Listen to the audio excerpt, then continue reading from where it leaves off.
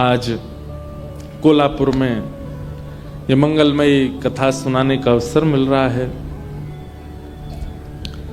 लक्ष्मी ठाकुर जी की नित्य प्रिया है। नित्य प्रिया मतलब नित्य अर्धांगिनी है। व्यवहारिक रूप से, शास्त्रीय रूप से, प्रामाणिक रूप से लक्ष्मी ठाकुर जी की ही हैं। लक्ष्मी का व्यय करने वाले, आप सबको आवाज आ रही है हमारी? हाँ, ध्यान से सुनो। लक्ष्मी का व्यय करने वाले 3 प्रकार के लोग होते हैं, बहुत ध्यान से सुनना। उत्तम, मध्यम और अधम। उत्तम व्यक्ति जो होता है वो लक्ष्मी को अपनी मां मानता है, लक्ष्मी के प्रति मां की बुद्धि रखता है। मध्यम व्यक्ति जो है वो लक्ष्मी के प्रति पुत्री की भावना रखता है, ये मेरी पुत्री है। और अधम व्यक्ति जो होता है वो लक्ष्मी के प्रति पत्नी की भावना रखता है, ये मेरी है। इसलिए आप जिस नगरी में रहते हैं ये मां लक्ष्मी की भूमि है, मां लक्ष्मी की नगरी है।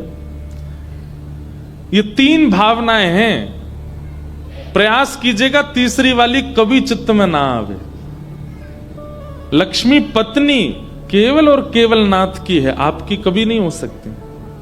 लक्ष्मी का मतलब आप दूसरे वे में धन को ही समझा कीजिए। हमारे शास्त्रों में और हमारे सनातन धर्म में धन को ही लक्ष्मी माना गया है। तो प्रयास कीजिएगा कि तीसरी वाली भावना कभी ना बने। वो आपकी पत्नी कभी नहीं हो सकती। आपके अंदर कभी कभी ऐसी भावना आ जाती है, हमने मेहनत करके कमाया, हमने खून पसीना एक करके कमाया, हमने परिश्रम करके कमाया, हम भोगेंगे। इतना पैसा कमाया है, इससे हम ये बनाएंगे, ये खाएंगे, ऐसा पहनेंगे, ऐसा पिएंगे, इसके साथ घूमेंगे, उसके साथ घूमेंगे, यहां उड़ाएंगे, वहां उड़ाएंगे।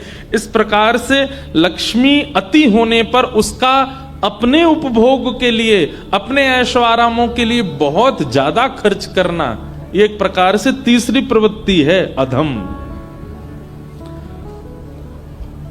पत्नी मत मानिए, वो आपने उसको बहुत मेहनत करके प्राप्त किया, वो कृपा करने के लिए आपके पास आई है, आपके भोगों की पूर्ति के लिए नहीं। दूसरा है मध्यम। मध्यम व्यक्ति लक्ष्मी को अपनी पुत्री मानता है। पिता और पुत्री का संबंध कैसा होता है? जैसे ही पुत्री की आयु बढ़ने लगती है और पुत्री एक आयु में आ जाती है तो पिता को चिंता होने लगती है, क्या अब इसका ब्याह करना है, अब इसके लिए सुयोग वर ढूंढना है, अब इसका मुझे अच्छे वर के हाथ कन्यादान करना है। लेकिन यहां पर एक नियम है, सांसारिक जो हमारी वैसी बेटियां हैं उनका तो हम ब्याह सुंदर वर से करेंगे, पढ़े लिखे से करेंगे, धनवान से करेंगे, अच्छे व्यक्ति से करेंगे। पर लक्ष्मी का तो फिक्स है, इनका ब्याह केवल एक से ही होता है। किससे? किससे? जोर से बोलो। नारायण से। और नारायण कौन है? श्री कृष्ण। नारायण कौन है? श्री विठ्ठल। नारायण कौन है? तिरुपति। नारायण कौन है? राधा रमण। नारायण कौन है? श्री बिहारी जी।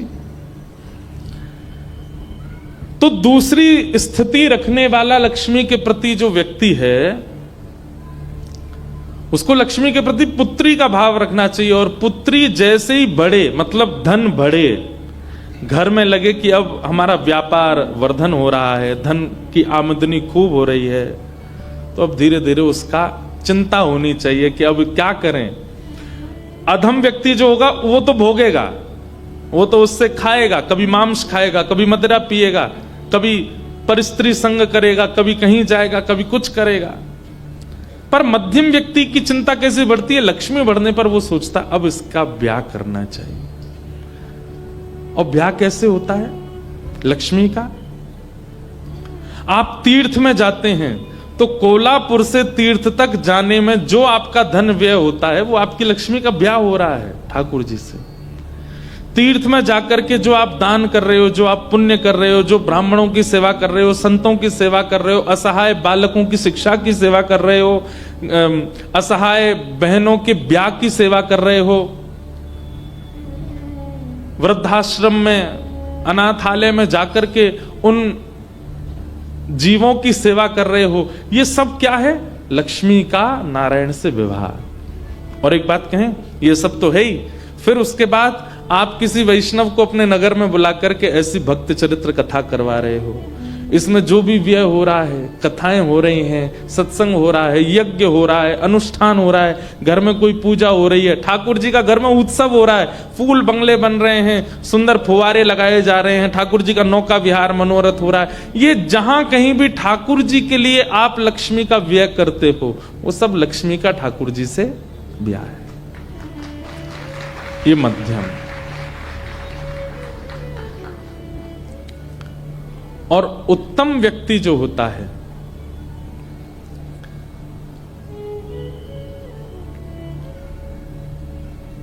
थोड़ी सी वो हुई है आगे पीछे, उत्तम व्यक्ति जो है वो पुत्री मानता है, मध्यम व्यक्ति जो है वो मां मानता है। तो अभी जब हमने बात सुनी, ये उत्तम व्यक्ति का लक्षण है। उत्तम व्यक्ति पुत्री मान करके बढ़ने पर ब्याह करता। मध्यम क्या करता है? मध्यम व्यक्ति मां मानता है। और बालक का भाव मां के प्रति कैसा होता है? ये मेरी हैं, ये किसी और को गोद में ना लें, ये बस मेरे पास ही रहें। छोटे बालक को, अगर छोटे बालक के सामने मां किसी और के बालक को उठा ले तो बालक घबरा जाता, क्यों किसी और को, क्यों मुझे लो, पीटने लगेगा, उस बालक को दूर फेंकेगा। इसका मतलब क्या है? मध्यम व्यक्ति जो है वो लक्ष्मी का व्यय अपने कल्याण के लिए करता है। करता तो है धार्मिक अनुष्ठानों में, लेकिन उसका मतलब उसका भाव कैसा होता है? मैं कथा करा लूं, घर में ही करा लूं, ज्यादा लोग नहीं आवे, मैं सुन लूं, मेरे घर वाले सुन ले, बस यज्ञ अनुष्ठान हो जाए, गुपचुप हो जाए, किसी को पता चलना नहीं चाहिए, ऐसे करा दो।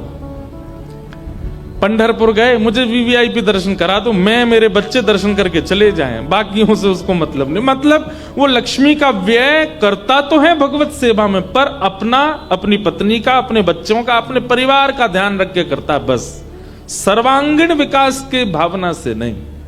वो मध्यम है। और उत्तम व्यक्ति तो अभी हमने बताया, जो सबके लिए लक्ष्मी को सुलभ करा करके ठाकुर जी से ब्याह में तो सबको बुलाया जाता है ना, ब्याह में सबको बुलाया जाता है, चोरी में सबको नहीं बुलाया जाता। चोरी कभी ऐसी सुनी कि पूरे नगर को इनविटेशन दिया, आज रात हम डांका डालने चाह रहे, चलो सबरे चलो।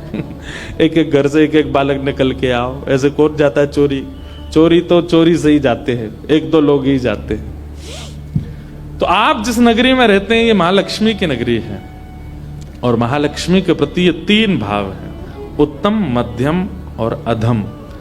उत्तम पुत्री मानता है, मध्यम मां मानता है, और अधम पत्नी मानता है। आज तक रावण का केवल एक ही दोष है बेचारे का कि उसने लक्ष्मी को पत्नी बनाने का प्रयास किया।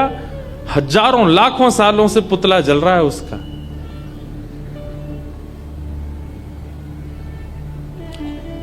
किसी ने प्रश्न किया कि महाराज, रावण ने तो सीता जी का स्पर्श भी नहीं किया था, उसका तो हम पुतला जलाते हैं, और दुर्योधन ने तो चीर हरण तक किया था द्रौपदी का, उसका हम कुछ भी नहीं करते। दुर्योधन ने चीर हरण किया, ठाकुर जी ने दुर्योधन को जो दंड देना चाहिए था वो दिया, लेकिन रावण ने पत्नी बनाने का प्रयास किया सीता जी को। उसकी भावना यही थी, वो रोज आकर के यही कहता था, राम को भूल जाओ, मुझसे ब्याह करो, मेरे से विवाह करो, मैं तुम्हें अपनी अर्धांगिनी बनाना चाहता हूं, लंका की तुमको महारानी बनाना चाहता हूं। लक्ष्मी को उसके नाथ से दूर करके अपना स्वामित्व अधिकार उस पर डालना, ये जघन्य पाप है। और उस पाप का आज तक दंड भोग रहा है रावण। आज भी दशहरा के दिन जलाया जाता है। इसलिए लक्ष्मी को या तो मां मानो या फिर पुत्री मानो। अभी तक तो आप मां ही मानते होंगे, एक बार मेरे कहे से लाली मान के दर्शन करो। ये लाली हैं, ये छोटी सी लाली हैं और हम इनके पिता हैं। हमें चाहिए कि इनका और इनके पति का, इनके होने वाले वर यानी पंढरीनाथ का मिलन हो। कभी कभी आप लोग पंढरपुर जाते हैं तो कुछ सामग्री लक्ष्मी जी से स्पर्श करा के ले जाया करो, वहां जाके अर्पित किया करो। कभी कभी पंढरपुर से जब यहां आते हैं तो ठाकुर जी की चढ़ोत्री माला ला करके लक्ष्मी जी को प्रदान किया करो। धन का व्यय भी एक दूसरे के भाव से इसी प्रकार से किया करो। ये तभी कर सकते हो जब पुत्री भाव रखोगे। अच्छा एक बात, लक्ष्मी जी को अगर मां मानोगे तो पंढरीनाथ आपके कौन हुए? कौन हुए? पिताजी हुए। और लक्ष्मी जी अगर लाली हुई तो पंढरीनाथ आपके कौन हुए? अरे हाँ लाला, जमाई कौन हुए? पंढरीनाथ आपके दामाद हुए। आप जाकर के उनको दामाद जी बोल सकते हो। अगर आप लक्ष्मी जी को लाली बोलोगे तो पंढरपुर जाकर के श्री पंढरीनाथ जी को बोल सकते हो ये हमारे दामाद जी हैं।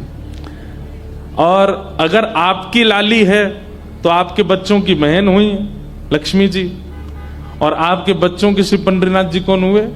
जीजा जी। कितना अच्छा संबंध बन जाएगा। तो ऐसे संबंधों में व्यवस्थित होइए। या तो उनको बहन मानिएगा, या फिर उनको पुत्री मानो, या फिर उनको मां मानो। पत्नी मत मान लेना कभी भी। आप बोलोगे हमने कभी माना नहीं, पर आप धन को जो आपकी जेब में रखा उसके प्रति तो यही भावना रखते हो, मेरा है मैं इसको भोगूंगा। यही तो है पत्नी की भावना। नहीं, अपने उपयोग में लेना है पर ठाकुर जी के निवेदित होकर के लेना। उसका बहुत ज्यादा उपभोग मत कीजिए, नहीं तो वो भोग दृष्टि मानी जाएगी, वो भी एक प्रकार का पाप है। ऐसी लक्ष्मी जी की ये पावन नगरी है।